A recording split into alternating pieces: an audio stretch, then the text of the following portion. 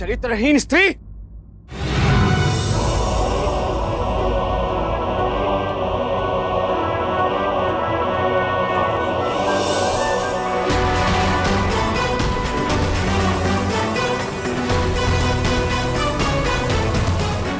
ऋषिवर, किसी स्त्री को अपशब्द कहना, उसे इस तरह अपमानित करना आपके दुर्बल चरित्र को दर्शाता है। आप कौन हैं? और इस चरित्रहीन स्त्री के साथ यहाँ आने का उद्देश्य? मैं महाकाल का भक्त उज्जैन नरेश, राजा भोज,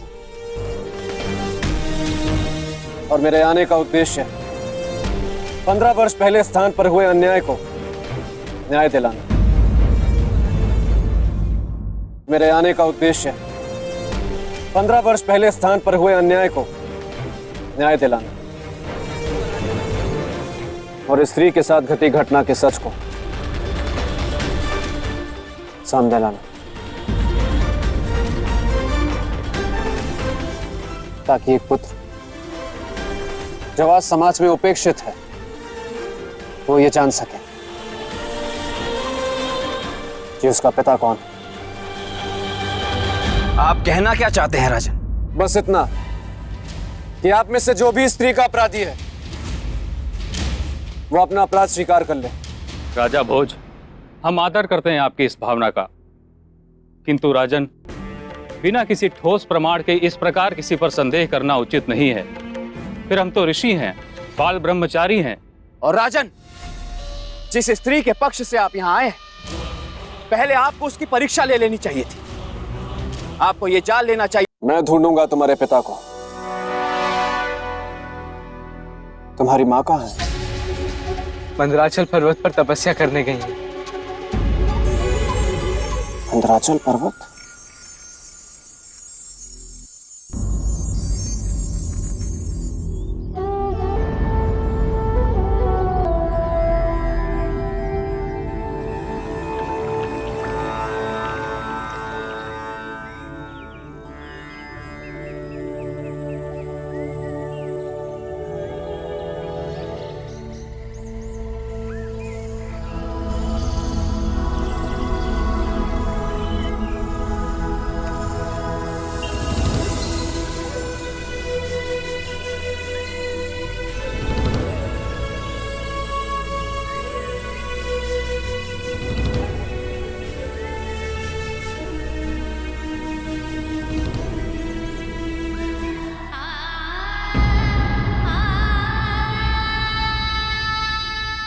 मां,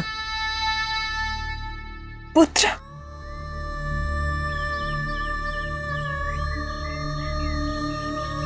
तुम यहाँ क्यों आए पुत्र? इसे यहाँ मैं लाया हूं।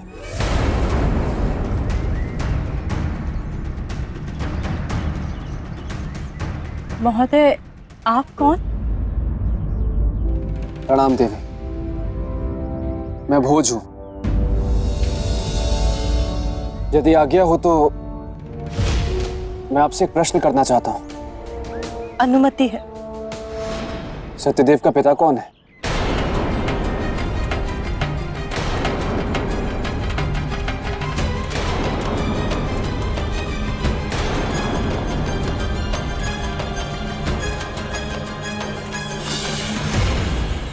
इस स्त्री ने तो रहस्य का वातावरण बना दिया है।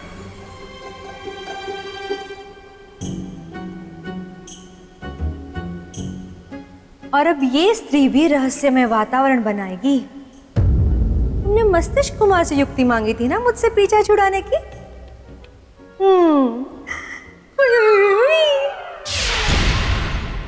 ये है मेरे प्रेम का प्याला, इसे पीते ही तुम पहनाओगे मुझे वरमाला। मैं नहीं जानती। नहीं जानती? देवी, फिर ये समाज में अपना परिचय कैसे देगा? और आप तो अनुभवी हैं देवी, भली भांति जानती है कि इस रूढ़िवादी समाज में इस तरह जीना कितना कठिन है।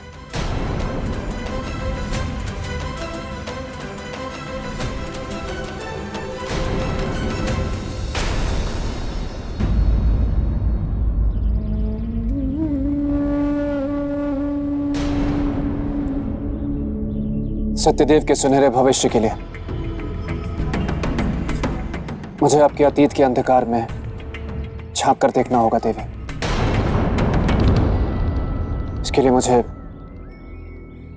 क्षमा करें।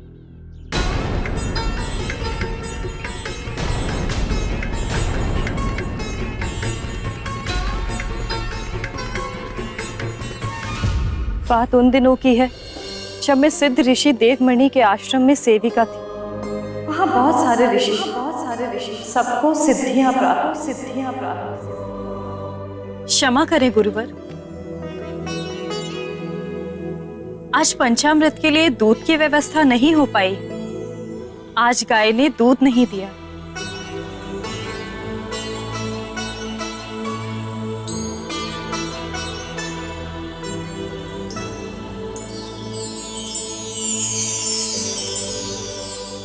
बेटी, कलश आगे करो।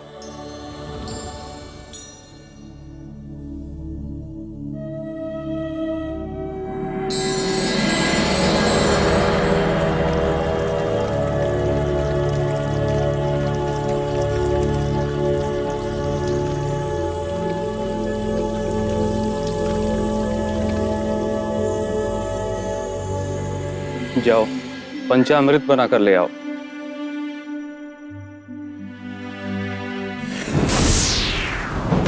स्वर्ग से भी सुंदर था वह आश्रम।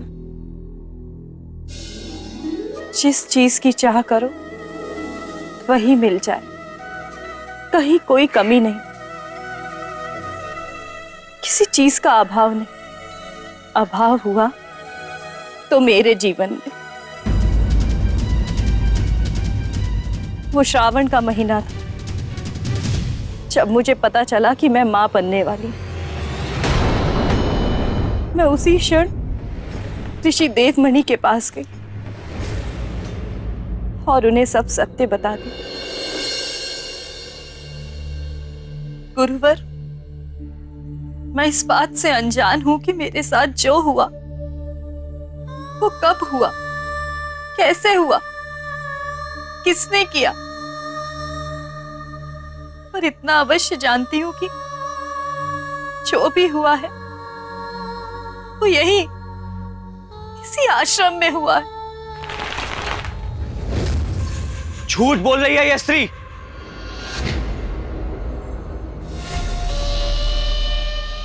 गुरुदेव, ये कहना चाहती है कि हम ऋषिगण पापी हैं, अधर्मी हैं। किंतु सत्य तो यह है गुरुदेव, ये चरित्रहीन है। गुरुदेव, आप इसे इसी क्षण इस आश्रम से बाहर निकाल दीजिए। किंतु मैं ऐसी अवस्था में जाऊंगी कहां? कहां जाऊंगी मैं? वो मैं नहीं जानता, किंतु इतना अवश्य जानता हूं कि मेरे आश्रम का कोई भी ऋषि ऐसा काम कदापि नहीं कर सकता। और आश्रम के नियमों के अनुसार तुम्हारे गर्भ में पल रहा शिशु का उत्तरदायित्व हम नहीं ले सकते। इसीलिए तुम्हें इसी समय आश्रम से जाना होगा।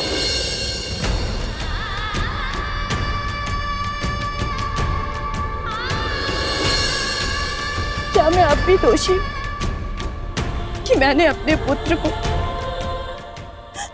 उसके पिता का नाम नहीं बताया? नहीं देवी, इसमें आपका बिल्कुल भी दोष नहीं है। पर विडंबना तो यह है कि जो स्त्री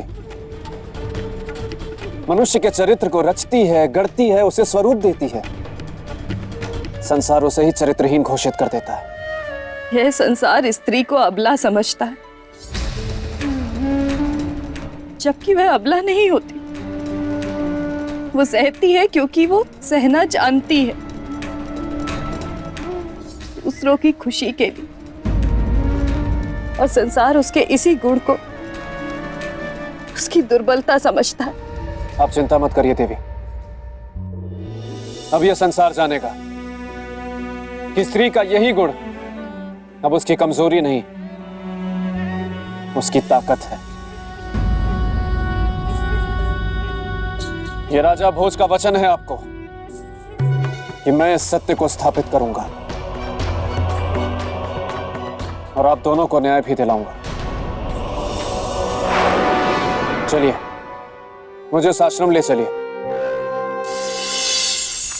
वाह वाह वाह वाह राजा भोज, क्या क्या बात कही है तुमने। सामने होता तो माथा चूम लेता तुम्हारा।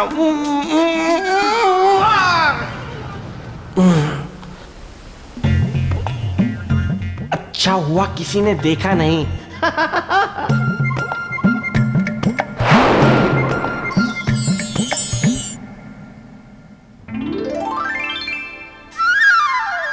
प्याला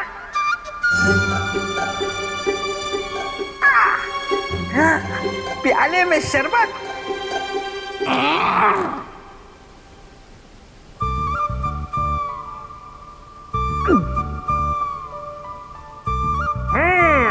मजेदार था।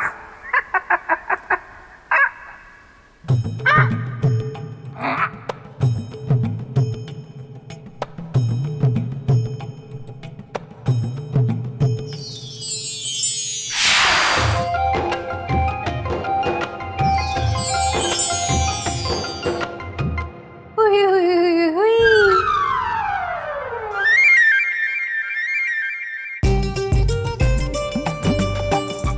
मैं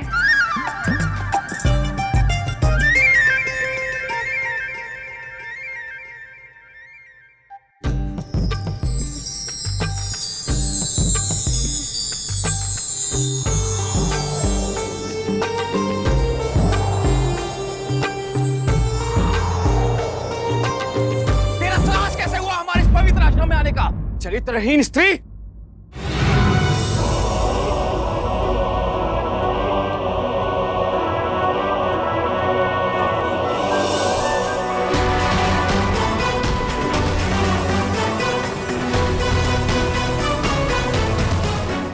ऋषिवर,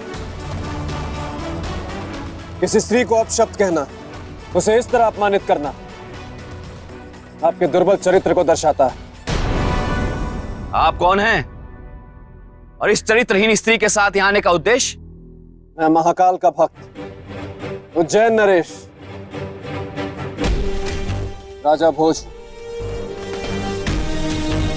और मेरे आने का उद्देश्य 15 वर्ष पहले स्थान पर हुए अन्याय को न्याय दिलाना। मेरे आने का उद्देश्य 15 वर्ष पहले स्थान पर हुए अन्याय को न्याय दिलाना और स्त्री के साथ घटी घटना के सच को सामने लाना, ताकि एक पुत्र जो आज समाज में उपेक्षित है वो ये जान सके कि उसका पिता कौन है। आप कहना क्या चाहते हैं राजन? बस इतना कि आप में से जो भी स्त्री का अपराधी है वो अपना अपराध स्वीकार कर ले।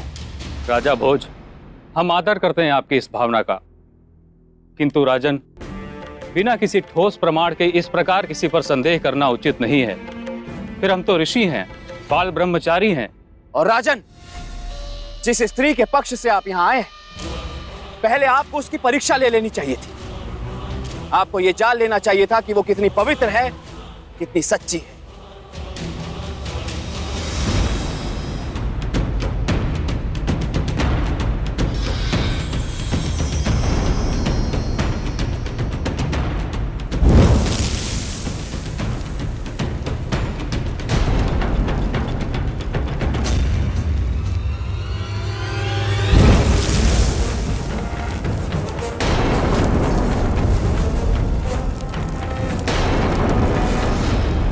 स्त्री, यदि तू चरित्रवान है तो दे अपनी परीक्षा। चल इस अग्नि के ऊपर। यदि तू निष्पाप होगी तो बच जाएगी, अन्यथा इसी क्षण इस अग्नि में चलकर भस्म हो जाएगी।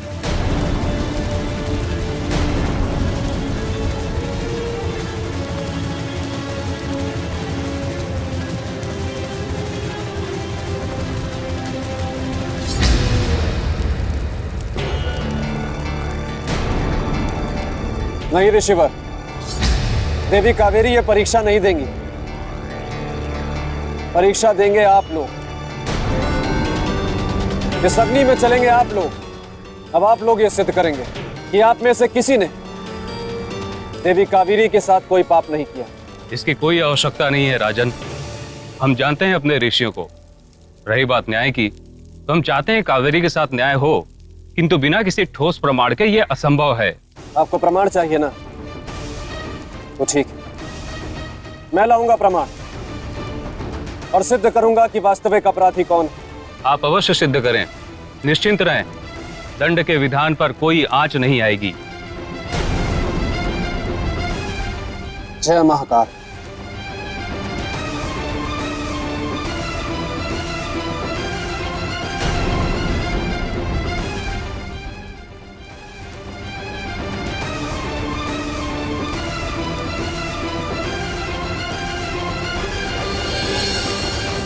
मैं अब तक बिना शिक्षा के जिया हूं और आगे भी जीवन कट ही जाएगा। सत्यदेव, मैं तुम्हारे साथ अन्याय नहीं होने दूंगा।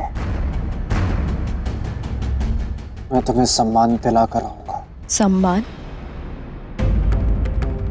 जो आज तक किसी नारी को मिला ही नहीं। यदि दृढ़ निश्चय हो तो सब कुछ संभव है। एक अकेले व्यक्ति के दृढ़ निश्चय से संपूर्ण समाज की सोच को नहीं बदला जा सकता राजन। देवी, प्रयत्न करने से सब संभव है। कैसे? राजन, किसी की आत्मा को जगाना बहुत मुश्किल है, और फिर वो तो सिद्ध ऋषि हैं। ऐसे में आप मेरी सहायता कैसे करेंगे? देवी, सत्य के कई पक्ष और कई मार्ग होते हैं, पर जब सारे मार्ग बंद हो जाए तो हमें ईश्वर की शरण में जाना चाहिए। उसके दिखाए हुए मार्ग पर चलना चाहिए, क्योंकि उसका दिखाया हुआ मार्ग हमेशा सही होता है। आप चिंता मत करिए देवी। जब तक मैं लौट के वापस ना आऊं, तब तक आप मेरी राह यहीं पर देखिएगा।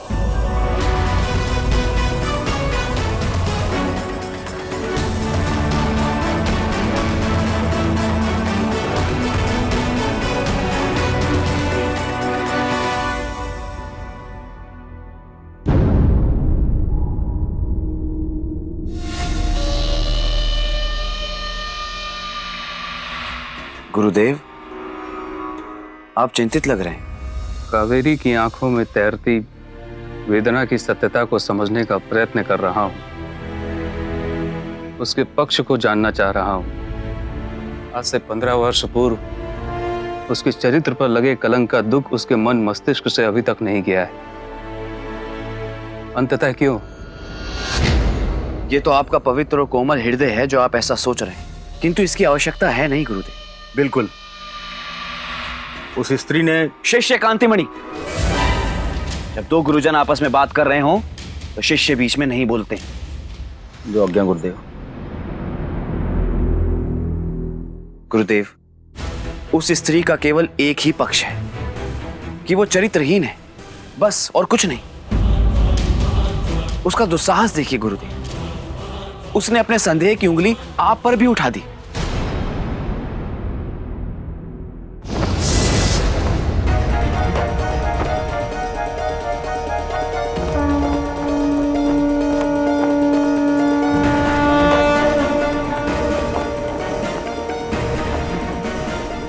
हे जगत जननी मां काली, जब जब इस संसार में अधर्म और अत्याचार बढ़ा है, तब तब तूने ही इसका संहार किया। और आज तो तेरी ही एक बेटी पर अत्याचार हुआ है मां। उसके चरित्र पर प्रहार हुआ है। मुझे मार्ग दिखा मां, ताकि मैं कावेरी की चरित्र की रक्षा कर सकूं। उन सभी ऋषियों में से उस पाखंडी ऋषि का सच इस संसार के सामने ला सकूं। मेरी मदद कर पाऊं, मेरी मदद कर।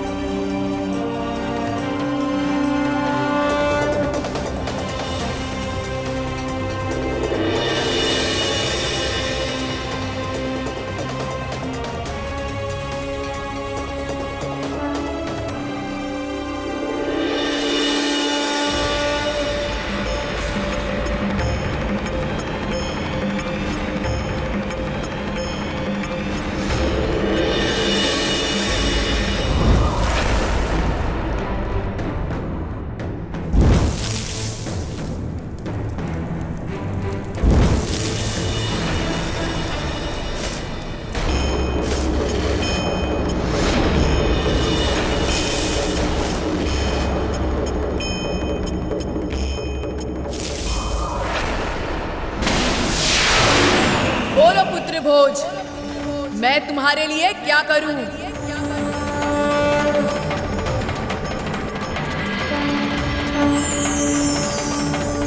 जय महाकाली। उस स्त्री कावेरी के साथ न्याय करो मां,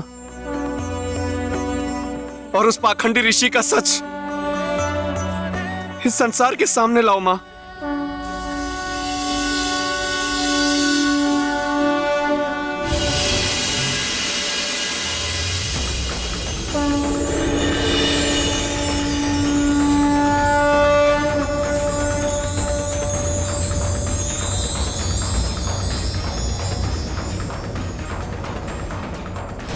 जा पुत्र जा, और उन ऋषियों को लाकर इस कुंड में स्नान करवा दे।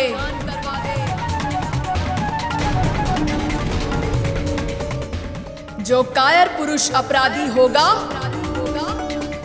उस कुटिल कामी पुरुष का सच सबके सामने आ जाएगा। जय महाकाली।